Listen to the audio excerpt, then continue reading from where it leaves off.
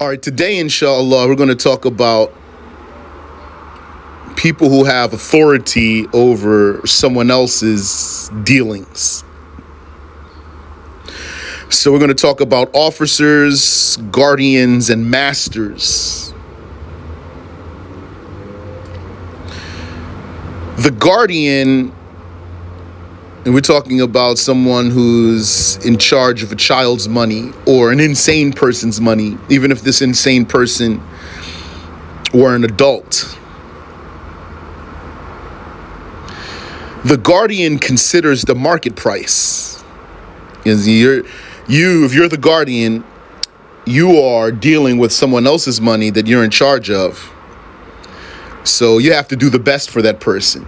So you're going to consider the market price, whatever you're doing with this person's money. Including the case of collateral. He manages the belongings in a suitable way.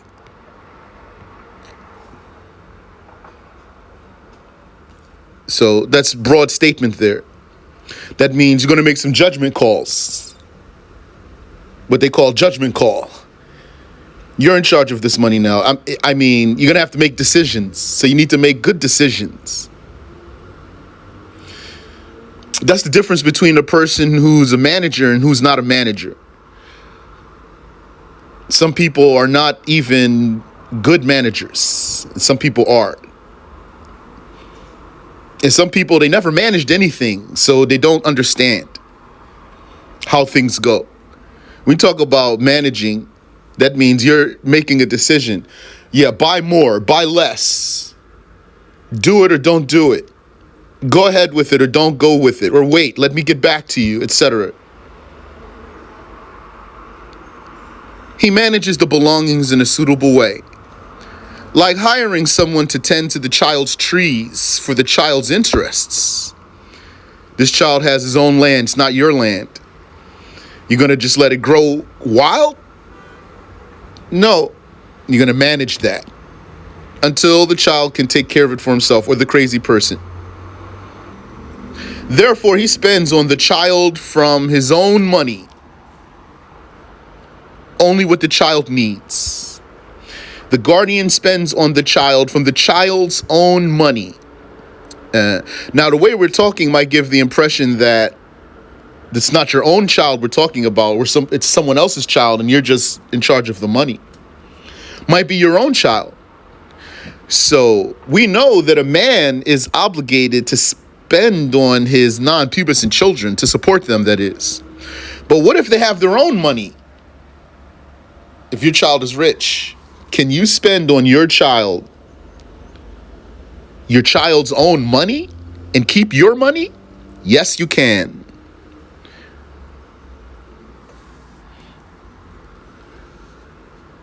But if the child doesn't have money, then you must spend your money. So he spends on the child from the child's own money only what the child needs. And he accepts gifts on the child's behalf, because we already said, if you didn't reach puberty, you can't deal in the Shafi'i school. And in the Shafi'i school, the parents or guardians cannot allow the child to deal. He's restricted until puberty. So what if someone wanted to give your child a gift then? Then you accept that gift on your child's behalf, or your ward's behalf, the child you're in charge of. What does that mean, to accept it on the child's behalf? It means that the child doesn't do that independently. It doesn't mean you have to take the gift in your hand, but it means the child doesn't do that independently. So, for example, you have your child and someone wanted to give your child a gift, and you're right there. And then they said, "May I?" So you said, "Sure, go ahead." And so they gave it to the child. Then that's fine. That's like you accepted it on his behalf. Or you might take it and say, "Sure, give it to me." And then you take it and then you give it to the child. And be mindful not to take a gift from a child, though, because the child cannot transact. So a child comes to you, wants to give you a piece of candy, for example, or something. You cannot take that.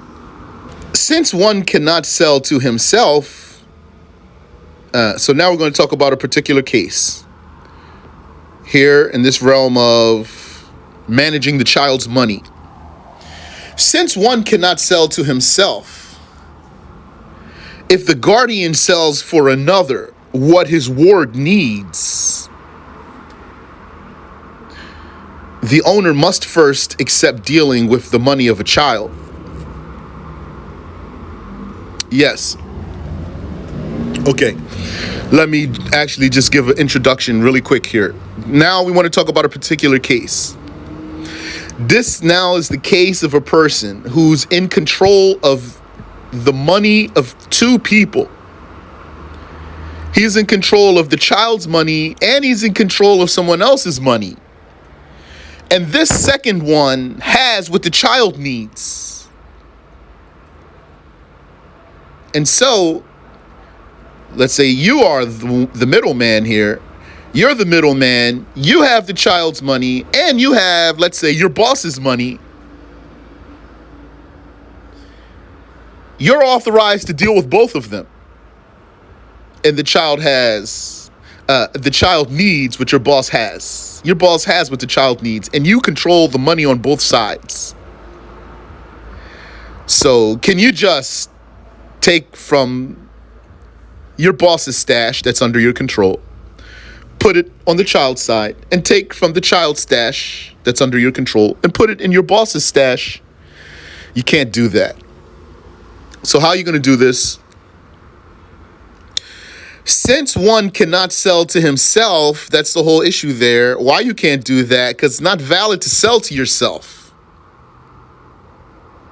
That's what you'd be doing. Yani, if you were to take from one stash and put it on the other side, and take from that stash and put it on the first side, then what you're doing is you're being both sides of the contract at the same time. You're being both contractors. That's not valid. You need two contractors for a deal. So you can't sell to yourself.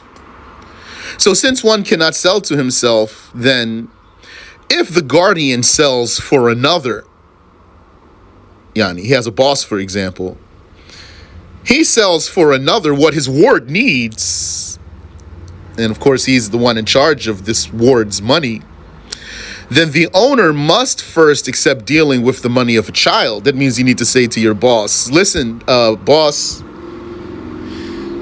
this ward of mine needs some of your product that I have under my control. Do you accept to deal with the money of this ward of mine?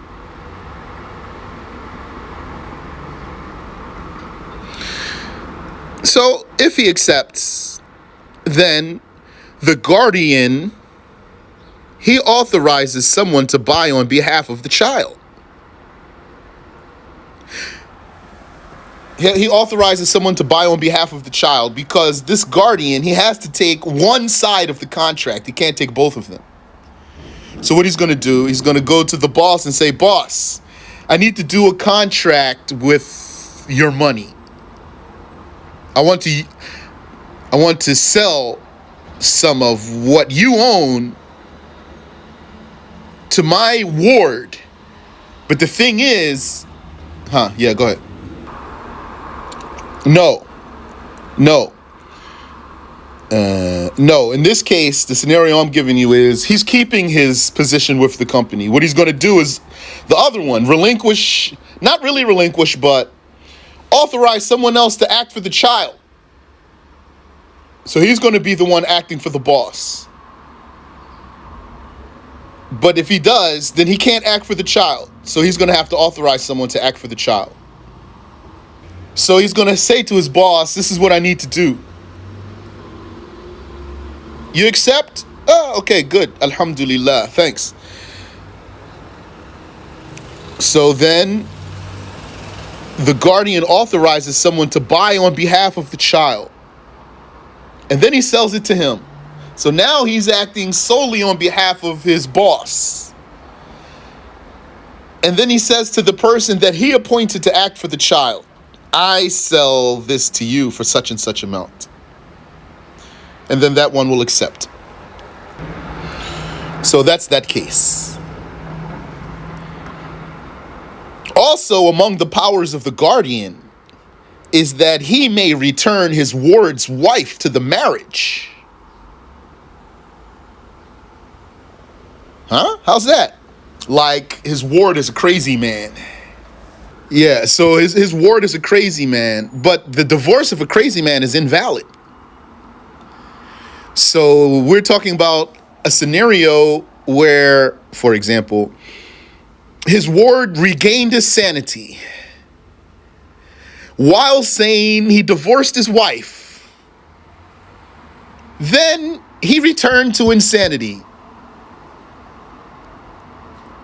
So now he can't bring her back because he's crazy and she is divorced. So his guardian, he can reinstate her as his wife.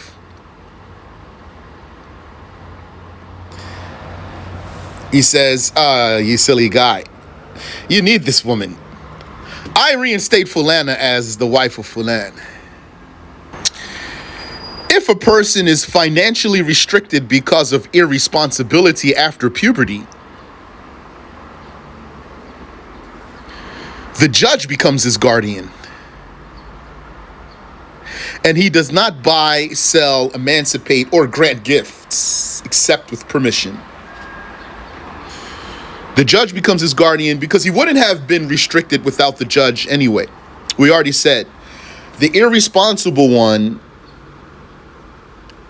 he won't need a Muslim judge's verdict to restrict him from his money if he reaches puberty irresponsible or irresponsibly.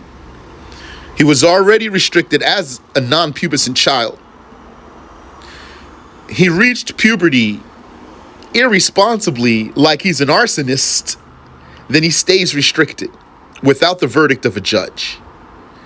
But if he reached puberty responsibly, then the only way for that Muslim to become restricted is by the verdict of a judge, Muslim judge.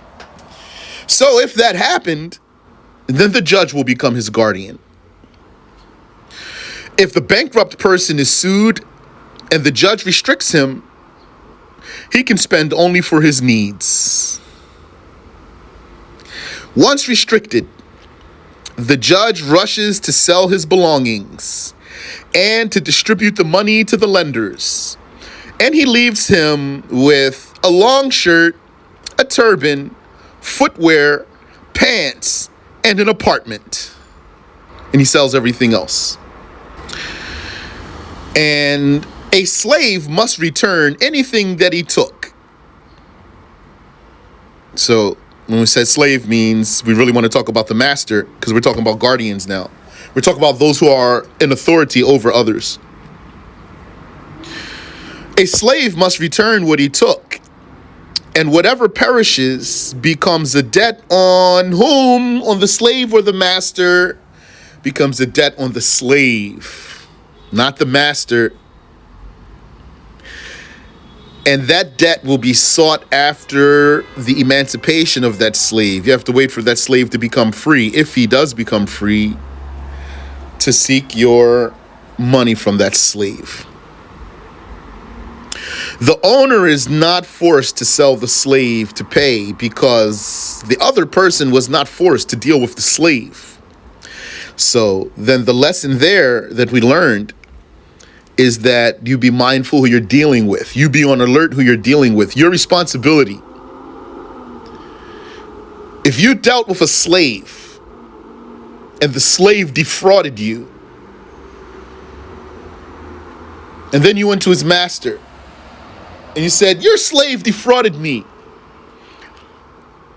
then the master might say, who told you to deal with this slave?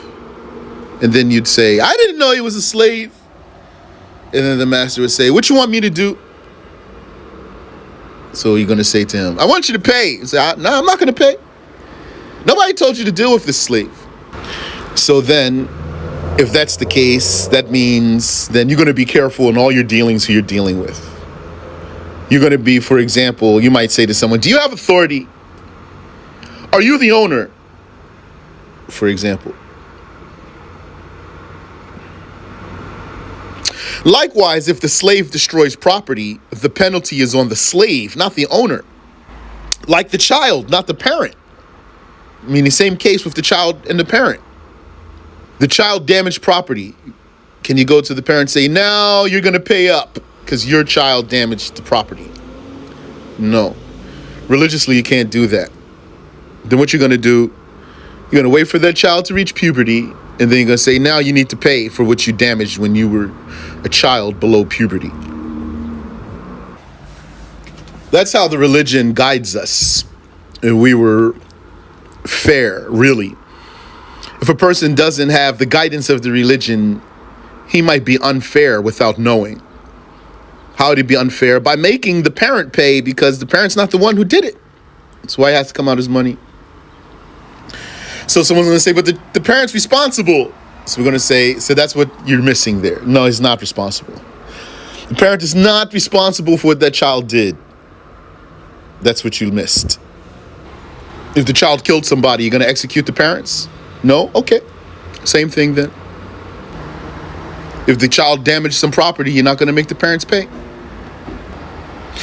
However, the owner of the slave cannot sell that slave without permission of the victim. That's where the owner gets caught by that slave's fraud, in our case, in our scenario.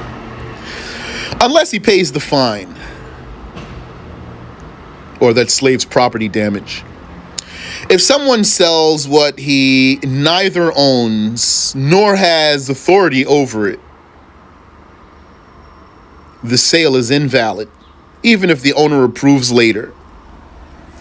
According to the stronger saying that the sale's not valid because the seller was neither the owner nor authorized. But there is a weaker saying, which is the sale is pending. The validity of the sale is pending on the acceptance of the owner. So that means, for example, you have a store. You say to a guy, can you just stand here? I need to run to the bathroom real quick. Make sure nobody steals anything. So you run, and then he's there. And then someone comes and says, I want to buy a bag of chips. And then you look back and forth, and then you shrug your shoulders and say, okay. So then he takes the chips, gives you the money, and you put the money in the cash register, and then he leaves. You were never authorized to sell. So what's the status of this transaction? Strong saying is that it's invalid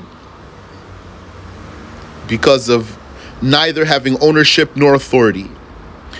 Weaker saying is that it's pending. If the owner accepts afterwards, it becomes valid. If he doesn't, then it will be invalid. The woman controls all her properties. Yani, she doesn't have a guardian over her concerning her money. Even if she got married. Like the one who was dangerously ill, but then he recovered. His restriction stops. So he once again regains control over all his properties. The woman always has control over her properties. Once she reached puberty, she has control over all her properties. Someone who's dangerously ill, like we said last time, he becomes restricted from more than a third of his money. But if he gets cured, he regains control over all of his property. A woman's marriage extends no authority to her husband concerning her property.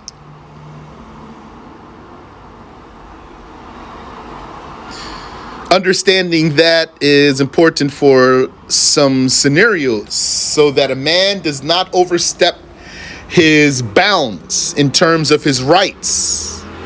Like, what if he does not accept for another man to sleep at his wife's house? That sounds really fishy there. How much say does he have over what happens in her house? 0.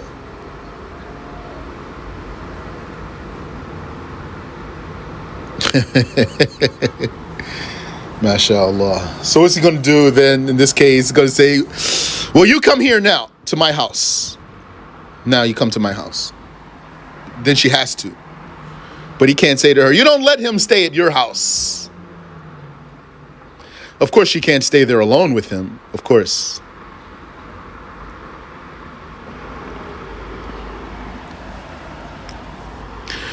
But maybe she has many houses. His wife could be richer than him. She might have 5 houses. So who's he going to tell her can stay in her house, in one house or another house or any house? It's not his right.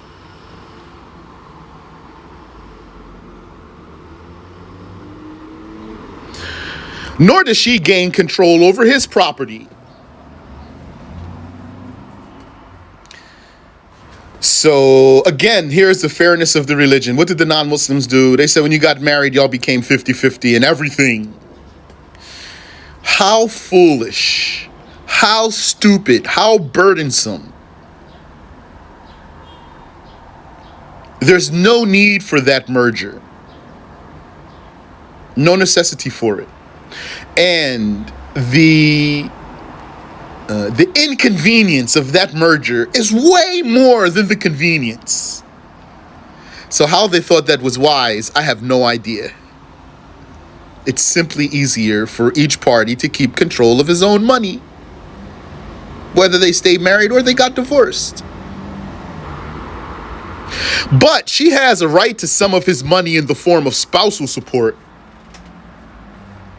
She has a right to some of his money because he has to support her, even if she is wealthier than he is.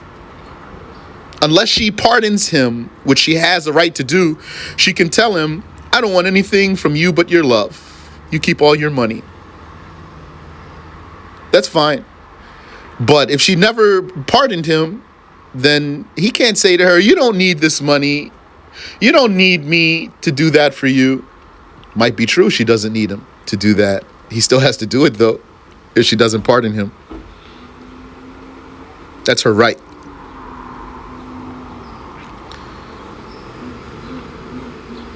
It is valid for a child to inherit, so then the money becomes his. And it's valid for a child to acquire a stick or a fish. Yeah, and we're saying here, he doesn't need a guardian here. And it's valid for the child to intend to worship if he reached mental discerning. According to Imam Ahmed, the guardian can give permission to the child, to the discerning child, to deal.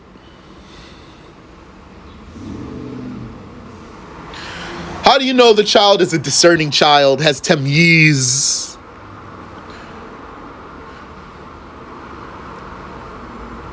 Well, that's one thing. Maybe the child has tamyiz, but can he handle money? Tamyiz is going to happen when the child's like 7 years old, unless the child's slow. 6.5 years old, 7 years old. If the child's not slow, the child's going to get mental discerning. But can the child handle money? To determine the child's maturity in dealing, then you're going to test the child with your own field. If you're the one testing the child, like let's say that's your child, you're going to test the child with, whatever it is you do, that the money that you have, like for example, if you're a trader, then you're going to test your child in bargaining without the child finalizing the contract.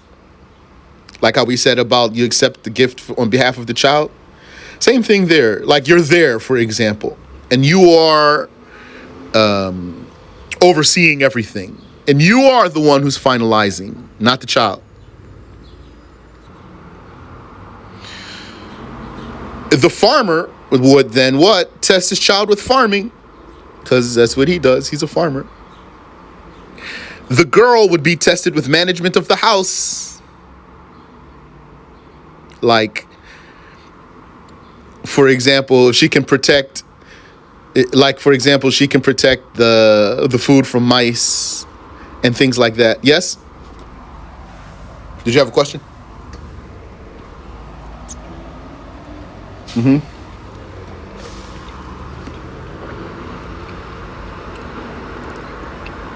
Looking to see if what?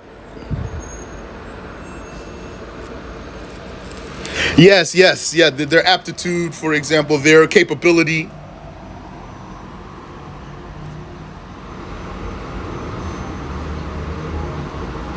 So if the child becomes pubescent while religiously mature, and some said fiscally mature, and this child is not foolish with his money, his restriction is lifted without a judge, and the male can marry without a guardian. We said that last week.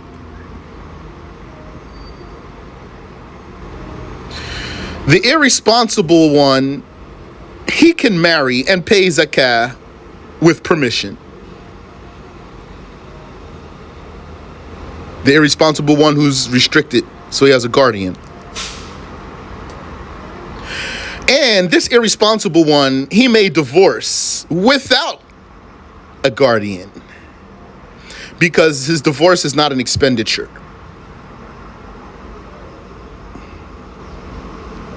Unlike the child and the insane, the child cannot divorce. If a boy had a wife, he can't divorce her until he reaches puberty. And the insane one cannot divorce his wife until he can think. Except if he's insane because he got drunk sinfully. If his insanity was due to sinful drunkenness, sinful drunkenness means he knew it would make him drunk and he drank it anyway. He drank it anyway. So that's a sinful drunkenness. Not like he just thought it's regular orange juice and lo and behold it's spiked. That one who's sinfully drunk, if he divorced his wife, he lost his mind from his sinful drunkenness and then he divorced his wife. She's divorced. To be strict on him. The bankrupt one can sell described items. So that should be clear what described item means. Means we're not talking about a specific item. And the bankrupt one can also take loans. This is what he can do without his guardian.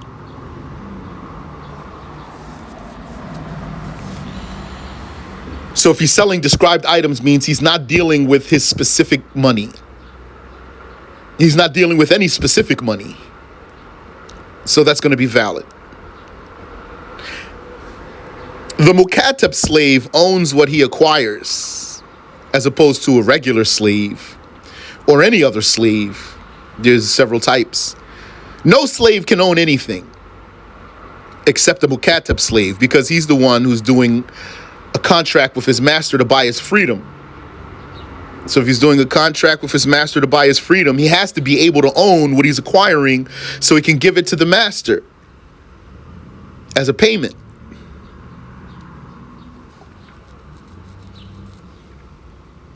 So this mukatab slave, he can sell and buy. And he might even get his own slave then. And he can give his slave in marriage.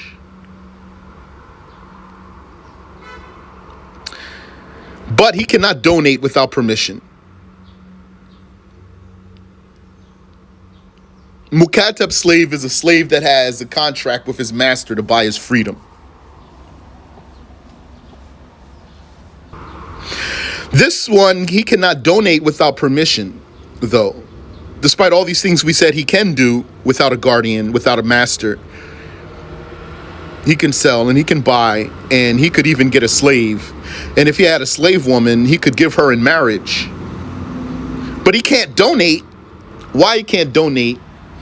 Because as a mukatab slave, his ownership is weak. Because if he quits this contract, or he's unable to fulfill it, then whatever he was owning becomes his master's, and he doesn't own anything anymore. So since that's his status and the status of his money, he can't donate. Because of his weak ownership, he can't donate. Without permission, that is.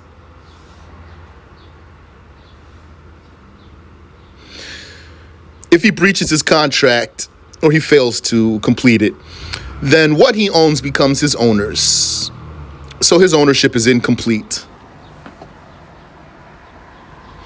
And the one who gives a collateral, he's allowed to use his item without diminishing its value, without depreciating it. Like, he can still rent out his house even if he put his house up for collateral.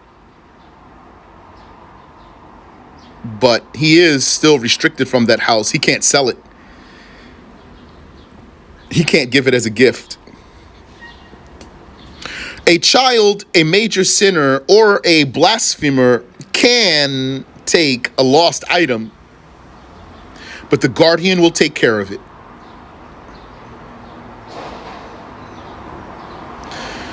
A blasphemer also can do a waqf, which is that endowment we talked about.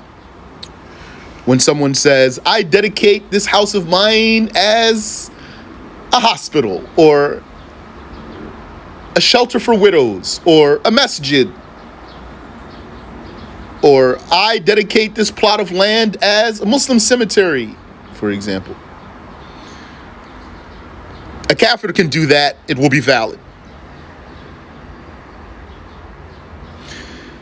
An insane woman, so a woman already has certain restrictions in some ways, like in marriage, for example.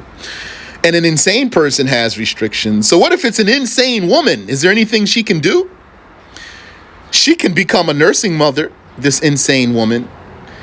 If she nursed a baby with her own breast milk and fulfilled the conditions, she becomes that nursing baby's nursing mother, despite her insanity. And but otherwise, as an insane woman, she needs a guardian. And also, a lot of women need a guardian, even if they're not insane. That's a reminder I'm saying that. One of us, we might be baffled about the case of some women.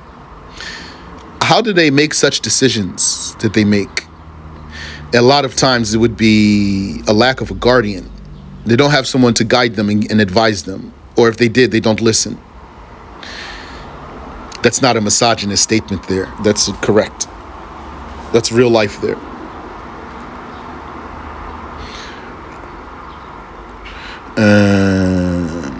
And a blind person can authorize what he cannot manage due to his blindness.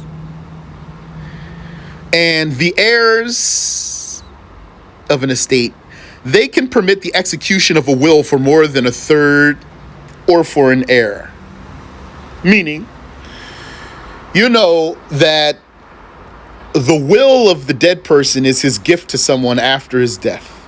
And his inheritance, or his estate that he leaves behind to be inherited, the heirs are already specified in religion, by the religion. It's not the dead person's choice who inherits what from amongst his relatives. And therefore, you cannot leave a will for an heir because the heir already is going to get some money, not by your determination, by religious determination. Is there anything you can determine for someone? Yes, you can leave a gift after death. Up to 1/3 of your money, you can give it as a gift to someone other than an heir who would inherit from you anyway. Up to 1/3. If you do not more than 1/3, then the heirs have no say about relinquishing that third. They have no say. But if you left a will for more than 1/3 of your money, then whatever is more than 1/3 is pending. Whatever's more than 1/3 is pending. Who has the say so then for that pending portion? The heirs. Because that what went into more than 1/3 went into their right. So now, if they approve, then it's valid. It will be relinquished. If they don't approve, then not more than 1/3 will be approved, will be relinquished. No, the heirs are males and females, and also spouses.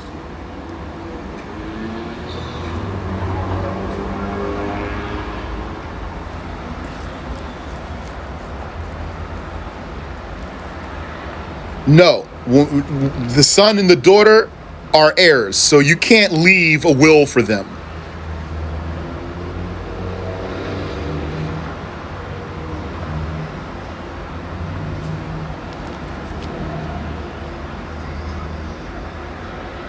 Yes. Yes.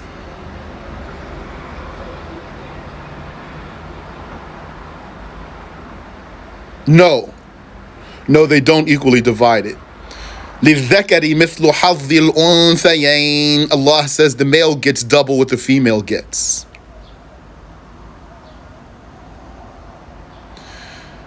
And that's not misogynist either. Only a person who lacks understanding would think so. Preference for the male. That's not. It is a preference for the male, but not because of depreciating women. It's because the men have responsibilities. They need that money. The men are the one who are supporting their women, supporting their children.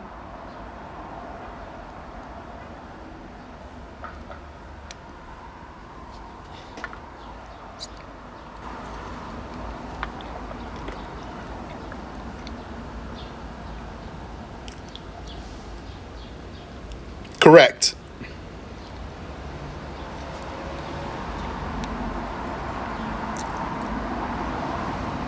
So the heirs, they can permit the execution of a will for more than a third of the entire estate. Or for an heir. If a will left for an heir, even if it's less than a third, that's pending too, because the heir already gets money. So if the other heirs don't approve of the will left for an heir, then it's not going to be approved.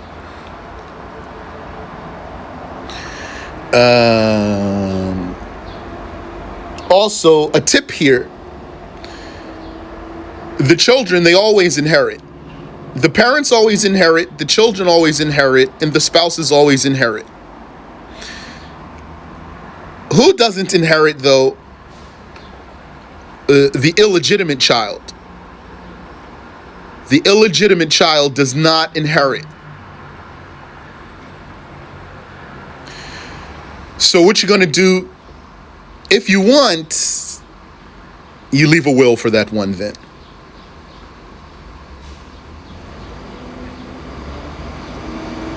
Delicate case. Yani,